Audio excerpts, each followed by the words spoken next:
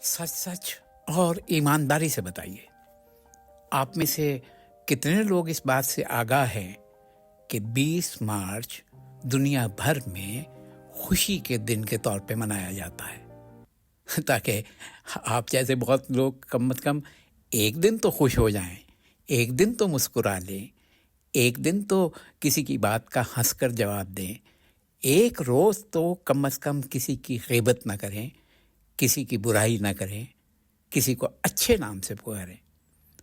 2013 से अक़वाम मुत्तहिदा ने ये तय किया था कि दुनिया भर में खुशी का आलमी दिन मनाया जाएगा। हर साल 20 मार्च को अब ये दिन मनाया जाता है। अक़वाम मुत्तहिदा के मुताबिक किसी भी मुल्क की कामयाबी का अंदाज़ा इस बात से लगाया जाना चाहिए कि इसके लोग कितने खुश हैं। इसके लिए हम सबको अपने अपने गिरेबान में झांकना होगा। हम खुद कितने खुश हैं और दूसरे को कितना खुश रखते हैं। इस बरस 2024 में 7वीं मर्तबा दुनिया का एक बहुत छोटा सा मुल्क फिनलैंड इस हवाले से पहले दर्जे पर है।